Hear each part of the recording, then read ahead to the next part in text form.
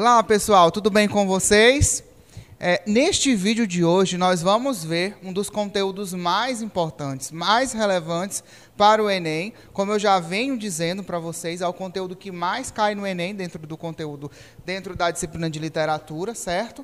Dentro da subdisciplina, que é a literatura, uma subdisciplina da língua portuguesa, que é a chegada do modernismo em Portugal, tá? E o que é mais interessante nós entendermos do que necessariamente o que é modernismo, é entender o contexto histórico, né, desse modernismo, porque o contexto histórico ele está totalmente ligado à história, à sociologia, à filosofia, mais na frente, a psicanálise, a psicologia, através de Sigmund Freud, né, que vai criar essa psicanálise aí nesse momento de conturbação, que é justamente o cenário do século XX, que está passando aí por guerras mundiais. Nós vamos ter a Primeira Guerra Mundial e Segunda Guerra Mundial, e o modernismo ele está justamente compreendido aí nesse período, nessa entrelinha aí, ok? Então, o que é mais importante aqui? Dentro da chegada do modernismo em Portugal, o contexto histórico principal, que é em 1890, antecedendo aí 10 anos aí para o século, no caso aí, antes, uma década aí do século XX, certo? Ultimato inglês, ou como muitos conhecem, como muitos chamam do termo em inglês, ultimatum inglês, tá bom? Então, esse ultimato inglês ele vai refletir uma crise política, uma crise econômica, uma crise de ideais, que era a busca de conquista de terras, né? Tensão diplomática, o que de certa forma foi um dos maiores motivos dos países a entrar em guerra, né? Entrar em desafio, entrar em contenda, entrar em disputa pelos territórios. Como nós sabemos, no momento da colonização do Brasil, da colonização da África, né? Na colonização da América como um todo, todos eles tiveram conflitos nesses momentos, tá? Então, busca de conquistas de terras e tensão diplomática. Os países principais envolvidos nessa disputa, nessa busca e nesse conflito por conquistar novos territórios foi a Inglaterra e Portugal, tá certo? Os dois países eram ótimos navegadores marítimos e, de certa forma, tinham bastante facilidade aí nesse comércio marítimo, nesse comércio aí que, de certa forma, não era só um comércio, mas nas grandes navegações, na grande busca, né, desse cenário aí, tá bom? Então, ou os portugueses desocupavam os territórios em disputa, ou a Inglaterra, que tinha mais poder, né, que tinha muito mais força para poder destruir, para poder realmente ganhar uma guerra, né, declararia uma guerra a Portugal, tá? Os conflitos, eles foram, né, de certa forma aumentando, tá? Apesar de Portugal se render, ainda foi suficiente, né, esse conflito para que houvesse o assassinato do rei Carlos I, que era o rei vigente de Portugal, e o seu herdeiro, o príncipe Luís Felipe. Tá? Então, além deles matar o rei, ainda mataram o príncipe para que não houvesse, né, o herdeiro aí do trono português. Ok?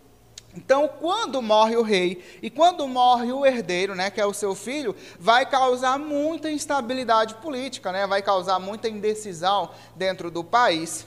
Tá? Então, em crise, a coroa portuguesa ela cedeu às exigências britânicas. Mas, para ela ceder a essas exigências britânicas, teve que ter um saldo de mais de 5.000 soldados mortos. Tá? O que fez com que Portugal entrasse em crise. Tá bem? Portugal, nesse momento, entra em crise, as pessoas começam a ter desequilíbrio emocional, é justamente o século que vai surgir a psicanálise de Freud, né? Que vai tentar vir para, de certa forma, ajudar, de certa forma, conter um pouco aí esses problemas psicológicos aí que Portugal vai atravessar. E Portugal nós sabemos que sempre foi conhecido como o desbravador, o conquistador, o Portugal de Os Lusíadas, de Luís Vaz de Camões, né? Aquele Portugal heróico, aquele Portugal forte, aquele Portugal desbravador. E agora, cadê você, Portugal? Cadê você, Rainha dos Mares, né? Que Rainha dos Mares, nesse momento, a qual está se destacando é a Inglaterra. Então, olha só, gente, vejam bem que aqui é 1890.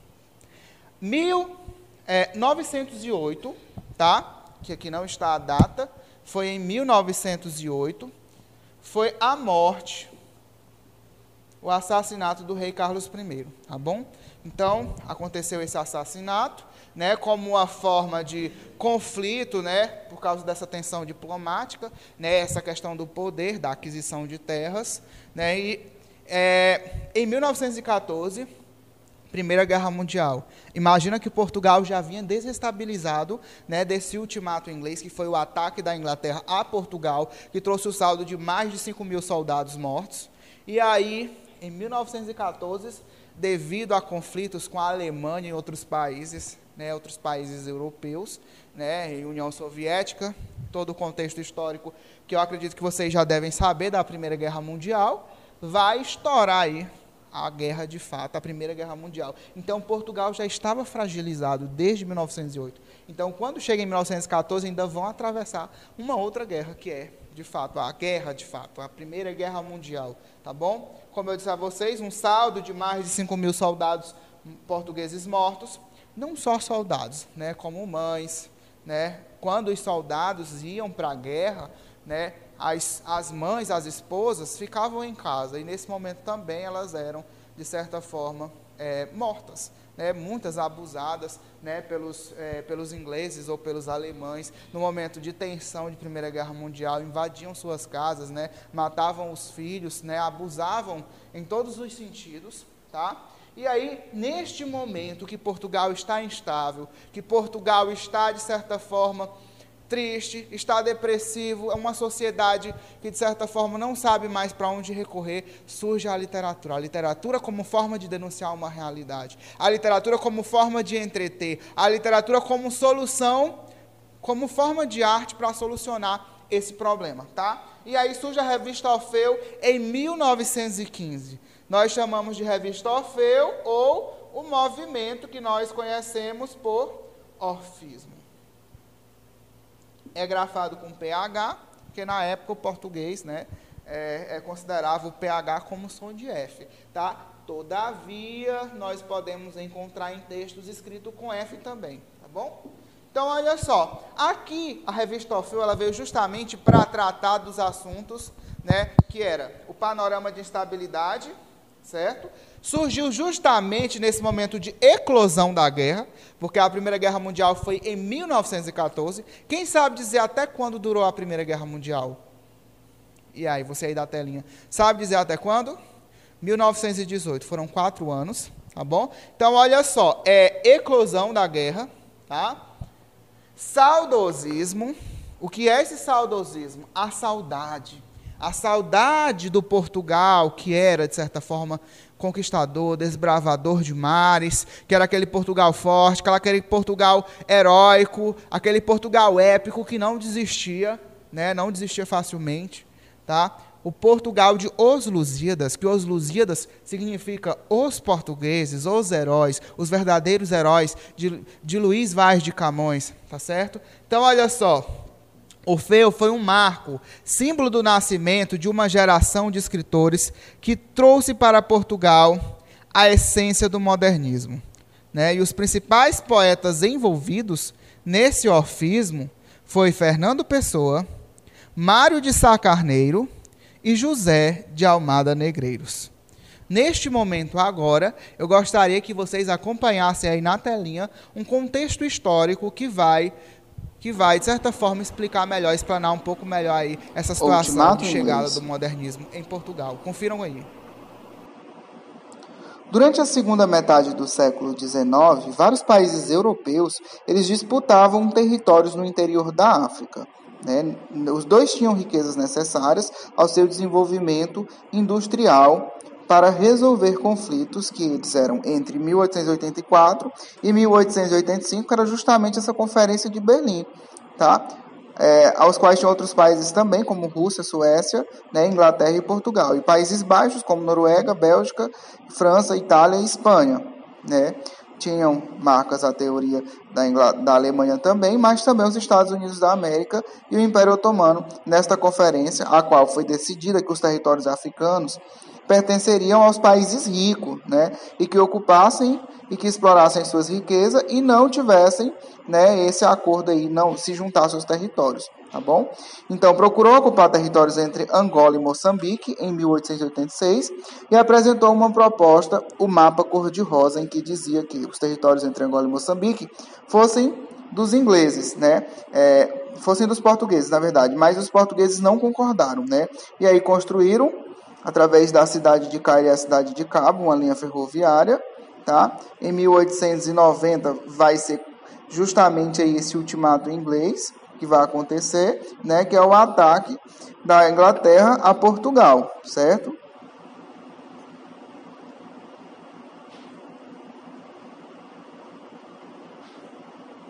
E aí começa aí os ataques, como vocês podem perceber, o que houve o falecimento do rei Dom Carlos I, né, e também o seu herdeiro, o príncipe Luís Felipe. O modernismo em Portugal foi um movimento artístico que tinha como objetivo revolucionar o pensamento conservador da população contra os situacionistas. Eles acabavam sendo rotulados como inconformados em busca de uma nova visão de mundo, expressando-se através de obras artísticas em forma geral. Em 1910 ocorre a proclamação da República de Portugal e nesse contexto surgiram dois partidos políticos, os situacionistas, que eram os conservadores e pretendiam resgatar anos de glórias vividos por Portugal, e os inconformados, né, que era o que ocorria um ano antes do início do modernismo, iniciado a Primeira Guerra Mundial em 1914. Houve o surgimento da eletricidade, de filmes, de aviões, de telefones, armamentos, rádios e etc. nessa época. Junto também veio a teoria da relatividade de Albert Einstein e a psicanálise de Freud. Por fim, não falem, fundada, né, o lançamento também da revista Orfeu, né, que tinha como, de certa forma, chocar a burguesia ao apresentar uma poesia de livros, né, e informou, de certa forma, um contexto cultural europeu que naquela época estava sob forte influência de tendências futuristas, sendo como teus fundadores Fernando Pessoa, né, um dos principais autores do movimento, Almada Negreiros e Mário de Sá Carneiro, tá? Que por conta de seu suicídio, a revista sofreu crises financeiras e encerrou um ano depois com um total de apenas 2 publicações, deixando uma enorme herança cultural influenciado através de novos exercícios, assim como o surgimento de publicações como também o presencismo, foi a segunda fase, né, do modernismo, que durou em 1927 a 1940, foi a revista Presença, logo após a revista Orfeu. Era uma literatura mais intimista, né, que tinha a função de incentivar a reflexão das pessoas sobre os acontecimentos e também sendo voltada para os experimentados, né, e teve seu fim em 1942. Ao qual o mundo estava sob fortes tensões provocadas pela Segunda Guerra Mundial. Seus principais representantes foi José Régio Adolfo e José Gaspar Simões. O neorrealismo ele já compreende a terceira fase do modernismo. Ocorreu em 1941 e 1947. Nessa época, a Europa sofria com a crise econômica do capitalismo e as pessoas começaram a ter pensamentos socialistas por conta do marxismo. Logo foram cortados pelas revistas que rejeitavam o socialismo utópico, e essa nova corrente literária tem como tema a denúncia social. Os escritores do neorrealismo assumiram o dever de conscientizar as pessoas sobre os problemas sociais que ocorriam na época por causa das guerras e das crises econômicas que tinham como influência o romance regionalista brasileiro. Os representantes dessa fase foram Alves Redol e Ferreira de Castro. O surrealismo nós podemos chamar de quarta fase, né, do modernismo, e ocorreu nos anos de 1947 a 1974. Né? Apresenta como característica a escrita automática, né, a livre associação de ideias e palavras e a modificação das estruturas da realidade, tendo como seus principais representantes Antônio Pedro, Alexandre Onéio e José Augusto França. Mário de Sá Carneiro foi seu poema Manucure, feito especialmente para a revista Orfeu, visto que Mário de Sá Carneiro utilizava muito de sua vida pessoal e experiências vividas como influência em seus textos e poemas. Destacamos os seguintes trechos. E tudo assim me é conduzido no espaço por inúmeras intersecções de planos múltiplos, livres e resvalantes. É lá no grande espelho de fantasmas que ondula e se entregolfa todo o meu passado, se desmorona o meu presente e o meu futuro é já poeira.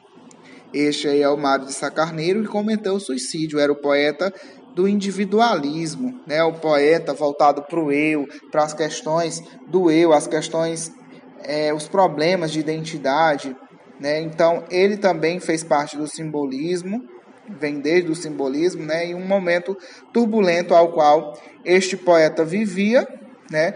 O grande paradigma, né? A grande crítica à tecnologia, à velocidade da tecnologia, o que, de certa forma, contrariaria as relações pessoais, né? Ele desvalorizava também o ser expressivo e o progresso industrial.